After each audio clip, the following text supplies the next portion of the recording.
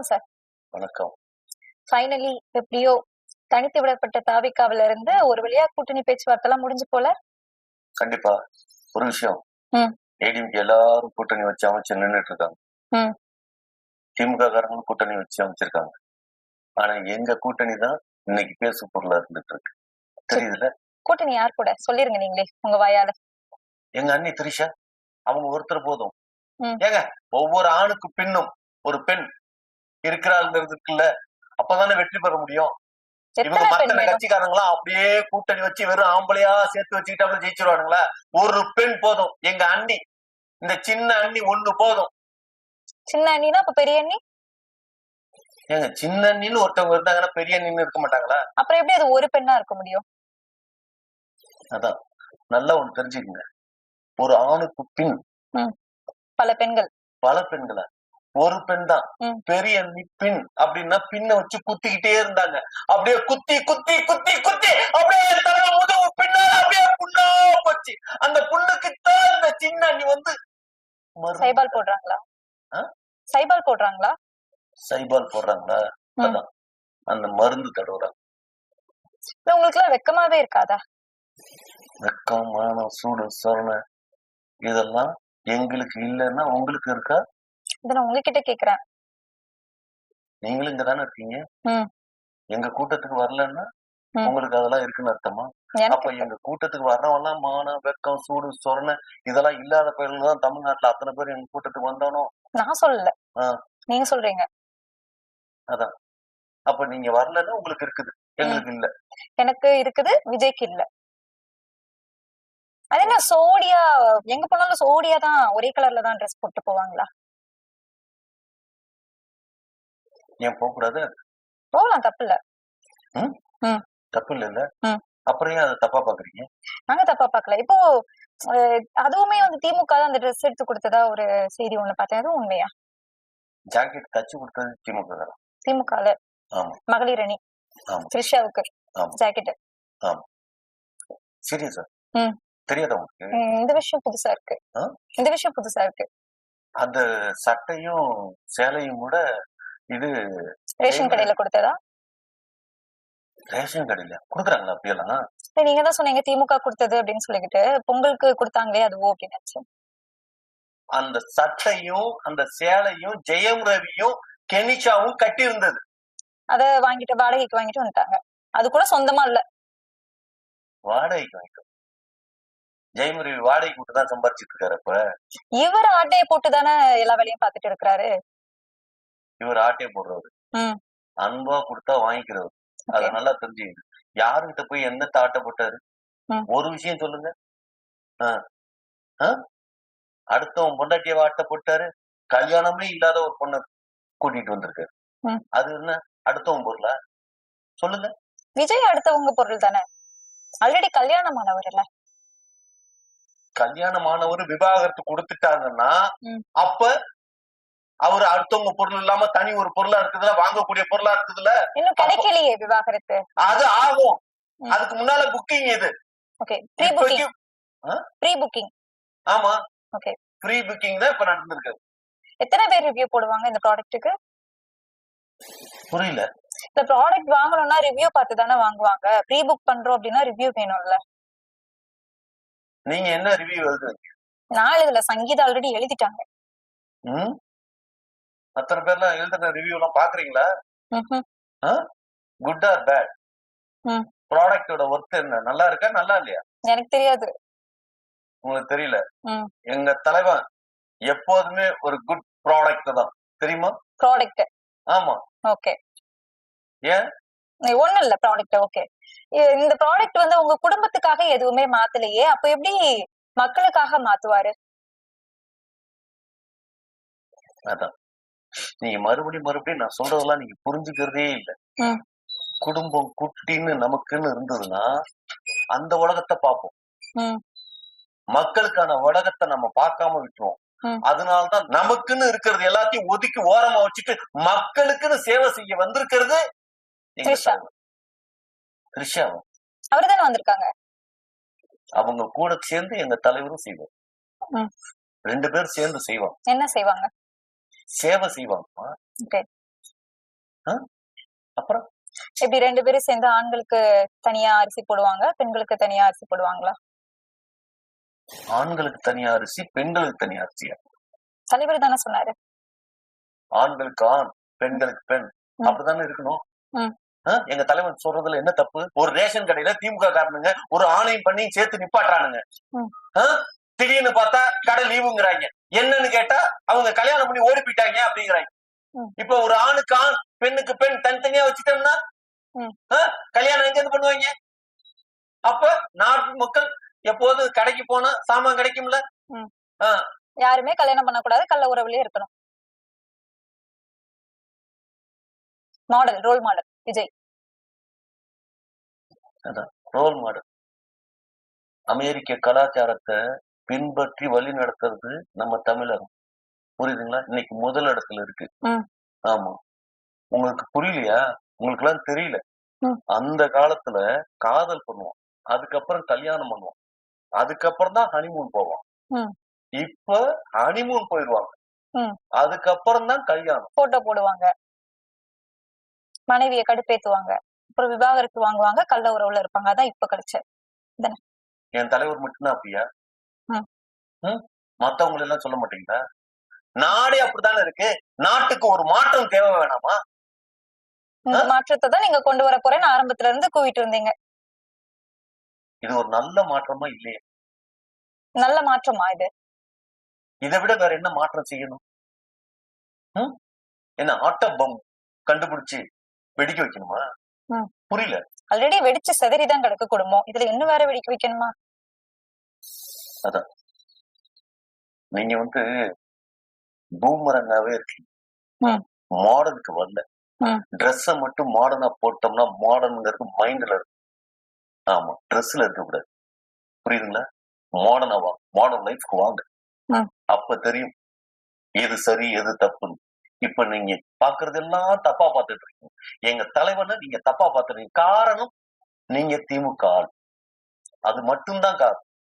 மத்தவன் எல்லாரும் எங்க தலைவனை சரின்னு நினைச்சுக்கிட்டு இருக்கிறப்ப, சரின்னு பாத்துட்டு இருக்கிறப்ப, திமுக காரன் மட்டும்தான் எகைன்ஸ்டா நின்னு பாத்துட்டு இருக்கான்.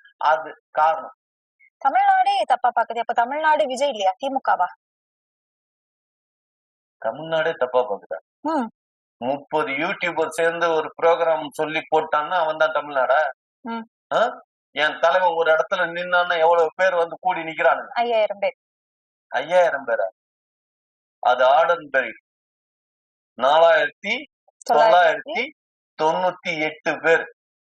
ஆர்டர் ஏத்தனம்னா விதிமீறல்னு சொல்லி எங்க தலைவனை தூக்கி ஜெயில போறதுக்கு பிளான் பண்றானுங்க. அப்படி நடக்க கூடாதுன்னா நாங்க அந்த வழிமுறையை கடைபிடிக்கிறோம். அப்படி நடக்க கூடாதுன்னா தனக்கு தானே சூனியம் வச்சுக்கிறாரு. தனக்கு தானே சூனியமா? ஆமா, ஜெயில் தான். 3 வருஷம் சிறை தண்டனை. எதுக்கு? மனைவிய மன உளைச்சல் ஏற்படுத்துறதுக்காக. மனைவிய மன உளைச்சல் ஏற்படுத்துறாரு. சும்மா எனக்கு வர ஏன் தலைவர் எவ்வளவு மன உளைச்சல் இருந்தா தெரியுமா? அவங்க என்ன சும்மாவா சப்பாத்தி கட்டை எடுத்து நங்கி நங்கி நங்கி தலை அடிக்கிறப்ப எவன் வலிக்குது அப்படின்னு சொன்னாரா? எங்கேயாவது சொன்னாரா? சும்மா இருங்க.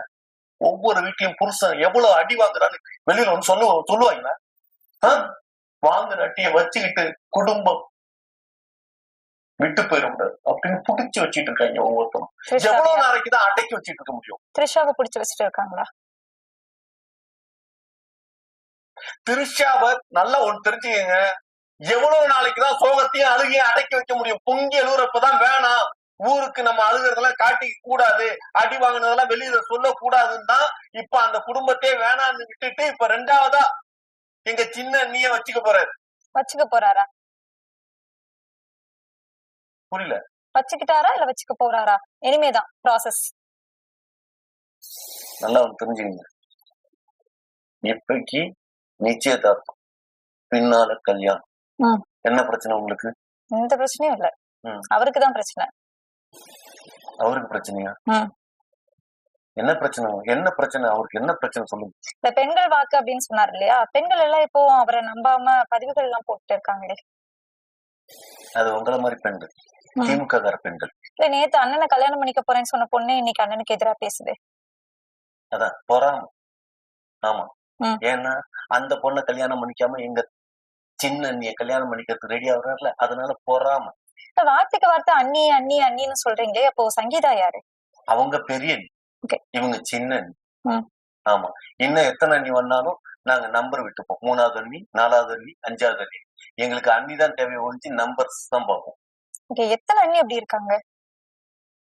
சொல்லிக்கிட்டே போறீங்க, லிஸ்ட் பெருசா போயிட்டே இருக்கு. உங்களுக்கு ராமனோட அப்பன் தசரதன் தெரியுமா? 60,000 பொண்டாட்டி கல்யாணம் பண்ணிட்டாரு. அது மாதிரி எங்க தலைவர் 60,000 மெயின்டைன் பண்ணாலும் 60 அண்ணிதான். 60,000 அவர் கல்யாணம் பண்ணாலும் 60,000த்தையும் ஒரே நேரத்துல கரெக்டா ப்ராப்பரா மெயின்டைன் பண்ணாரு. இவங்கள மாதிரி கண்ணீர் சிந்த வைக்கல. எந்த புத்தகத்துல படிச்சீங்க? ராமாயணம். ராமாயணம், அயோத்தியா காண்டம். அதான் படிச்சிருக்கப்பே தெரியுது. ஆமா, இவ்வளவு தெளிவா ஒரு விஷயம் நல்லா தெரிஞ்சுங்க. அரசன்னா அப்படி பொண்டாட்டியை மெயின்டைன் பண்றதுல தப்பே இல்லை. அப்போ அரசன் மன்னராட்சி, மக்களாட்சி இல்ல, மக்களுக்காக இல்ல. இப்ப மட்டும் என்ன ஆட்சி இருக்குது? என்ன ஆட்சி இருக்குது? என்ன ஆட்சி நடக்குது சொல்லுங்க. கலைஞருக்கு அப்புறம் ஸ்டாலின், ஸ்டாலினுக்கு அப்புறம் உதயநிதி, உதயநிதிக்கு அப்புறம் இன்ப நிதி, அதுக்கப்புறம் ஏதோ ஒரு நிதி. அது கண்டினியூவா அப்படிதான் நிதி தான். இந்த நிதிக்கு எல்லாத்துக்கும் நீங்க தானே வாக்கு போடுறீங்க. நீங்க வாக்கு போடாமையே அவங்க வந்து உட்கார்ந்துட்டாங்களா?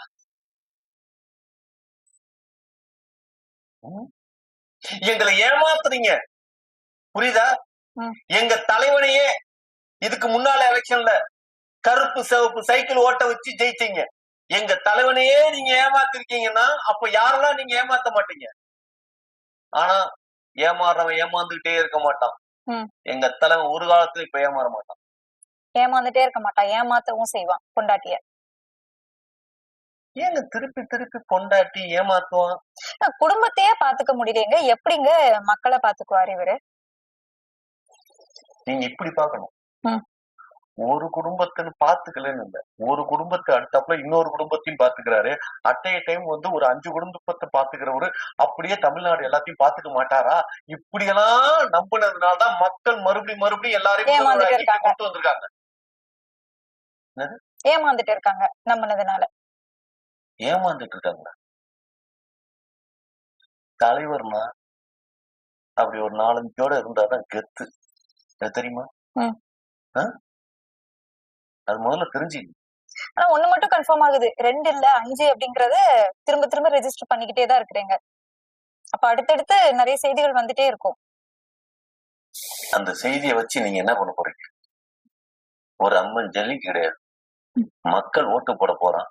எங்க தலைவர் சிஎம் ஆக போறாரு. தலைவர் சிஎம்? அப்போ தலைவி அவங்களும் சிஎம் தான். ஆண்களுக்கு தலைவர் சிஎம், பெண்களுக்கு தலைவி சிஎம்.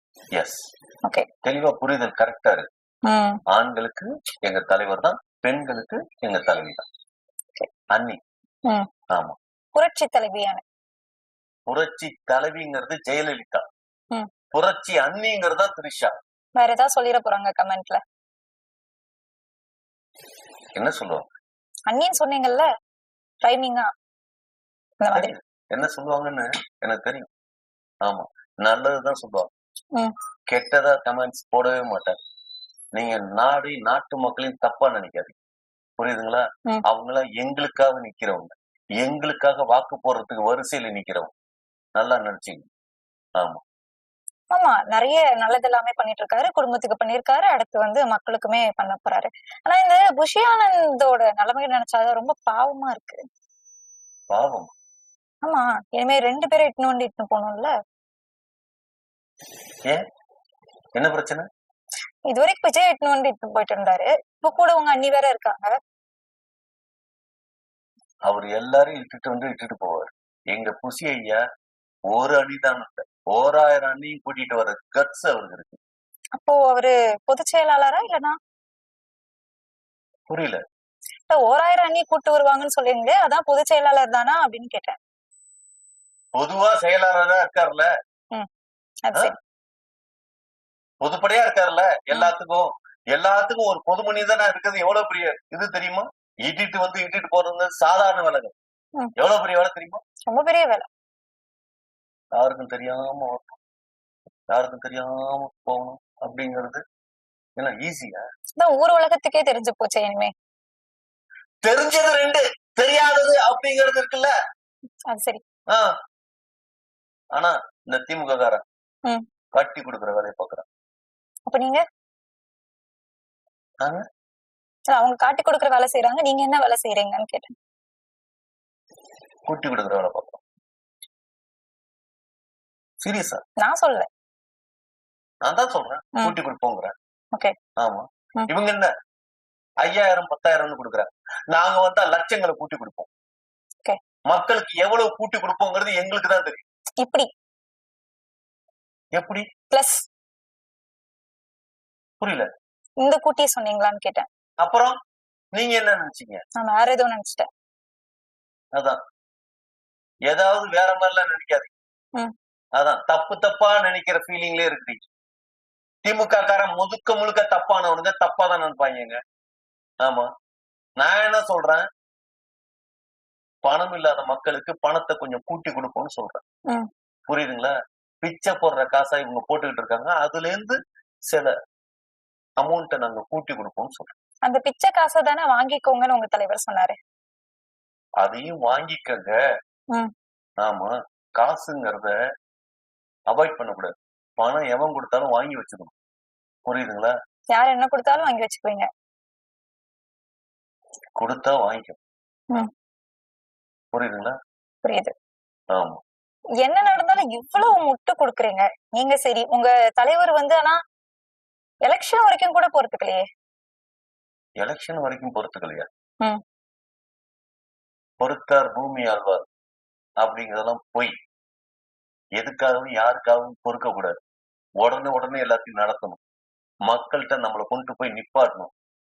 ஏன் பிரச்சாரத்துக்கு போவோம், மொத்த கட்சிக்காரங்களா வீட்டுல உட்காந்துருக்க வேண்டியதானே?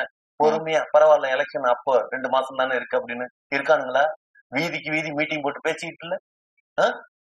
அப்ப எங்க தலைவர் மட்டும் முதலமைச்சர் வேட்பாளர் மக்கள் முன்னாடி நிறுத்தணுமா இல்லையா? எங்க தலைவர் தான் நிப்பார்ல. உங்க தலைவர் நிப்பாரு. உங்க தலைவருக்கு மக்கள் கிட்ட செல்வாக்கு இருக்குமா? மக்களோட செல்வாக்கு இருக்கணும்னு அவசியம் இல்ல, கடவுளோட அருள்வாக்கு இருக்கு. சொல்லிட்டாங்க, ராக்காய் பாலத்துல இருந்து வெத்தையில எல்லாம் மை போட்டு சொல்லியாச்சு என்னன்னு, எங்க தலைவர் தான் சிஎம் அப்படின்னு. இதுல எந்த ஒரு மாற்றமும் இல்ல. அப்புறம் எதுக்கு நாங்க நீங்க செல்வாக்கெல்லாம் நம்பணும்? ராக்காய் பாலத்துக்கு விஜய் சிஎம். ராக்காய் பாலத்துக்கு விஜய் சிஎம்மா? இந்தியாவுக்கு சிஎம் ஆகும்போது ராக்காய் பாலத்துக்கு சிஎம் ஆக மாட்டாரா? ஹலோ, ராக்காய் பாலங்கிறது ஒரு ஜோசியக்கார ஊரு. அந்த ஜோசியக்காரு அந்த ஊர்ல இருக்காரு. புரியுதுங்களா? அவரு பார்த்து சொல்லிட்டாரு, எங்க தலைவர் தான் தமிழ்நாட்டுக்கு சிஎம்னு. 2026 சிஎம், 31 பிஎம், அடுத்தாப்புல பிரசிடென்ட் ஆஃப் அமெரிக்கா. என்ன லிஸ்ட் ரொம்ப பெருசா போயிட்டு இருக்கு. போற போக்க பார்த்தா யூனிவர்ஸுக்கே விஜய் தான் சிஎம்னு சொல்லுவீங்க. நீங்க ஆகலாம், தாராளமா ஆகுங்க. யூனிவர்ஸ்ல போய் சேர போட்டு சிஎம்மா உட்காந்துக்கோங்க. நேர்முகம் நிகழ்ச்சியில சந்தித்ததுல ரொம்ப மகிழ்ச்சி. ஏலியன்ஸே வெயிட் பண்ணிட்டு இருக்கிற ஒரு தலைவன் விஜய். புரிஞ்சா சார்? நன்றி, வணக்கம்.